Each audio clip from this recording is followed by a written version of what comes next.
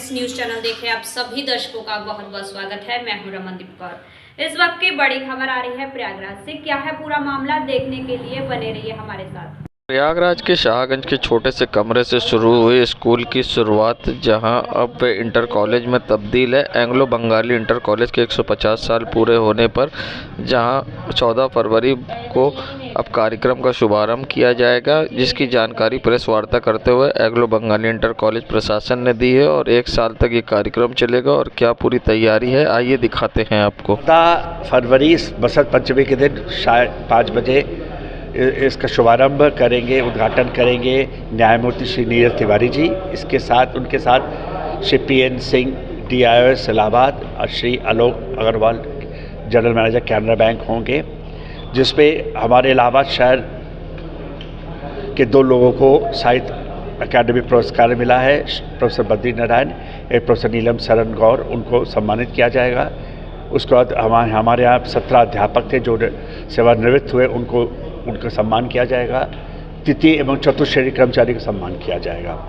इसके बाद हम लोगों का कार्यक्रम कुछ दिनों के बाद जुलाई के महीने से ही शुरू कर पाएंगे, जो कि विशेष जो अट्रैक्शन होगा वो बच्चों के विभिन्न कार्यक्रमों का होगा, जो डिस्ट्रिक्ट लेवल पे हम लोग आयोजन कर रहे हैं। साहित्यिक कार्यक्रम जिसमें वाद विवाद, ऐसे, इलोक्यूशन कंपटीशन, उसको सांस्कृतिक गीत संगीत क्लासिकल, उसके बाद साइंस एग्जीबिशन, आर्ट्स एग्जीबिशन, खेल कूद प्रतियोगिता का आयोजन हम लोग करेंगे। सर, एक छोटे से मोहल्ले की गली से स्कूल स्टार्ट होकर इंटरमीडिएट बना, कितना उत्साहित है। आज 150 साल पूरे हो रहे हैं। इसमें एक उत्साह की बात तो है। एक छोटे से गली के एक छोटे से कमरे से में ये 5-6 लड़कों से शुरू हुआ और ये इतना बड़ा 150 साल पूरा हो गया। इसका एक उत्साह की बात है इलाहाबाद शहर के लिए भी,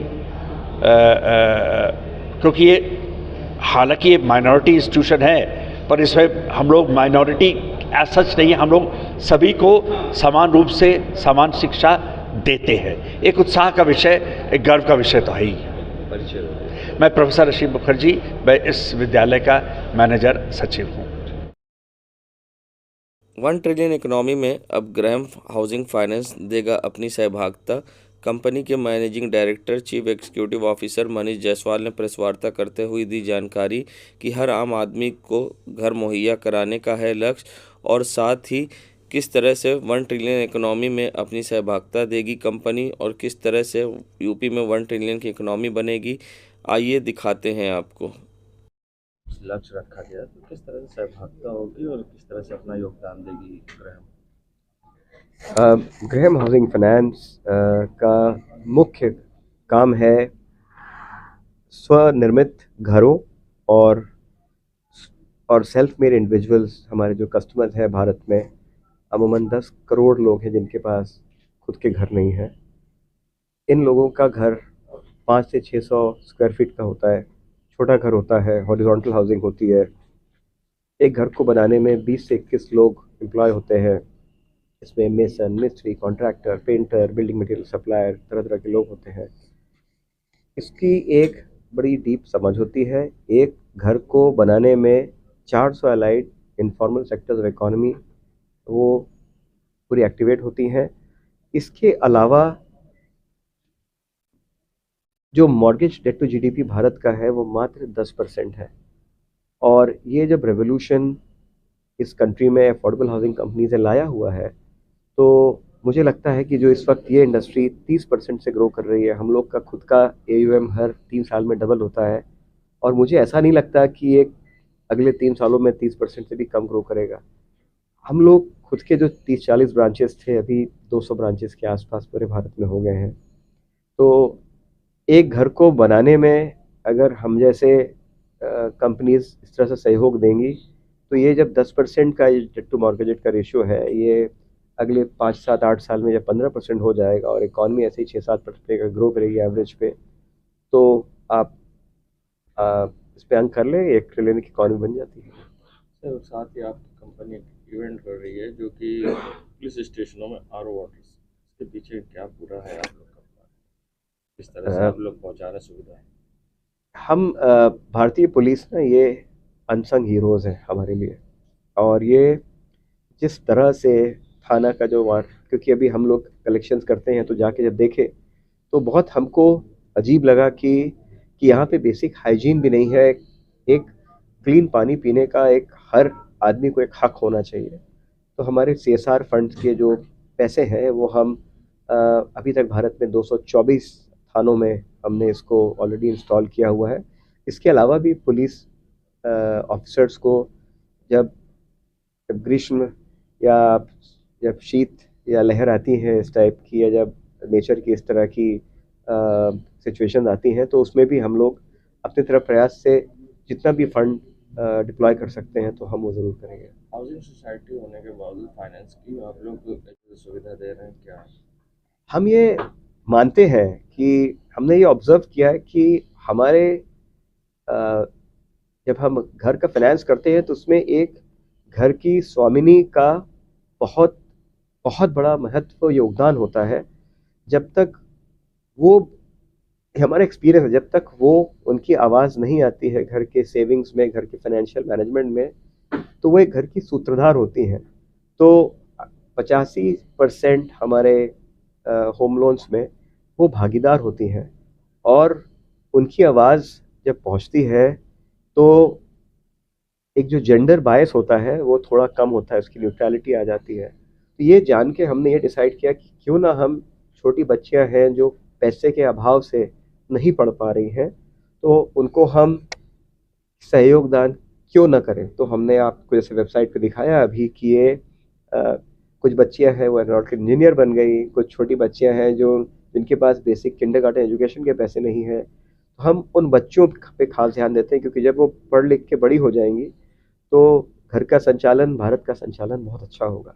तो इस धारणा से हमने इस स्कीम को लॉन्च किया है। बीते दिनों जहां शिवपाल यादव ने असदुद्दीन ओवैसी की प्रशंसा की थी, जिसके बाद अब MIM के प्रदेश प्रवक्ता फरहान ने जहां शिवपाल से सवाल खड़ा किए हैं। साथ ही उन्होंने कहा है कि अगर आप हमसे जुड़ना चाहते हैं तो पहले अखिलेश यादव से इसके बारे में बात कर लें और उसके बाद हमें बताएं कि क्या निर्णय है, जिसके बाद हम भी विचार करेंगे। और ऐसे में क्या कुछ कहा है फरहान ने, आइए दिखाते हैं। माननीय शिवपाल सिंह यादव जी का मैं आभार प्रकट करूंगा। उन्होंने मेरे राष्ट्रीय अध्यक्ष माननीय बैरिस्टर असदुद्दीन ओवैसी साहब के बारे में अच्छी बातें की, अच्छे विचार प्रकट किए, इसके लिए उनका कोटिशा आभार। दूसरा, उन्होंने प्रस्ताव के रूप में ये कहा कि अगर उनके पास अच्छे प्रत्याशी हों तो वो हमें नाम बताएं, हम उन्हें चुनाव लड़ाने की बात करेंगे। तो मैं माननीय शिवपाल सिंह यादव जी से बात करना चाहता हूँ, आप पहले अपने राष्ट्रीय अध्यक्ष श्री अखिलेश यादव जी से बात कर लीजिए और उसके बाद फिर हम नाम भी तय कर देंगे और आपको लिस्ट भी प्रोवाइड करा देंगे माननीय राष्ट्रीय अध्यक्ष जी और माननीय प्रदेश अध्यक्ष जी की संतुष्टि होने के बाद। मगर पहले आप खुद ही अपने पार्टी के राष्ट्रीय अध्यक्ष से मुतमईन हो जाइए और उनसे बात कर लीजिए। उसके बाद फिर हम और आप और हमारे पार्टी के जो वरिष्ठ नेतागण हैं वो बैठकर बात कर लेंगे। तब हम अपने माननीय प्रदेश अध्यक्ष को ले आएंगे और फिर वो माननीय राष्ट्रीय अध्यक्ष जी से बात करके आपके राष्ट्रीय अध्यक्ष जी से बात कराएंगे। मगर पहले आप उनसे बात करके फिर हमें कन्फर्म बताइए। महाकुंभ से पहले माघ मेले को रिहर्सल के तौर पर देखा जा रहा है, जिसको लेकर तैयारी जोरों शोरों पर है और अब रोडवेज ने भी कमर कस ली है।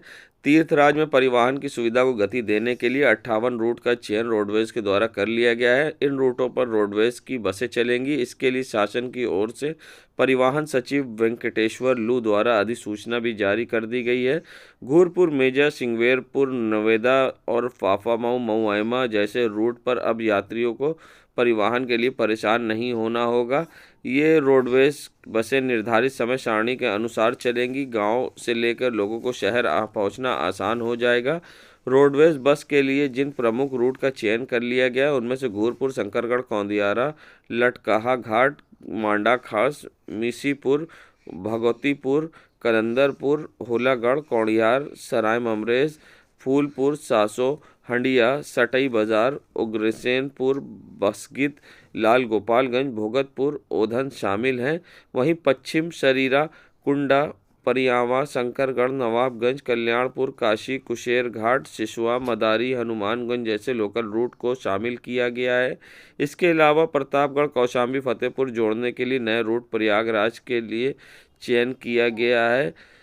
क्षेत्रीय प्रबंधक MK त्रिवेदी के अनुसार अनुबंध की प्रक्रिया शुरू होगी। इसके लिए सभी कागजी कार्रवाई की जा रही है।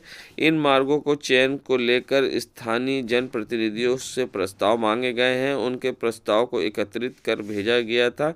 बता दें, जिस तरह से तेज़ी रोडवेज़ के द्वारा की जा रही है, उससे पहले कहीं ना कहीं सरकार की बड़ी सौगात और योजना है महाकुंभ को लेकर, जिससे कि यात्रियों को आसानी से गांव से शहर आना आसान होगा और तीर्थ नगरी प्रयागराज में दर्शन और पूजन करने में भी आसानी होगी, जिसके लिए रोडवेज़ ने कमर कसते हुए तैयारी पूरी कर ली है।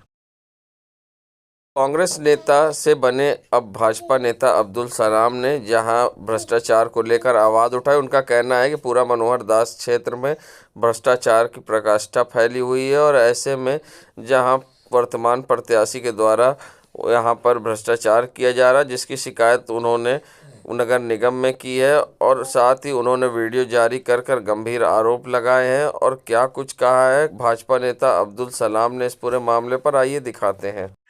प्रयागराज नगर निगम के वार्ड पूरा मनोहर दास में भ्रष्टाचार पूरी तरह से फैल चुकी है।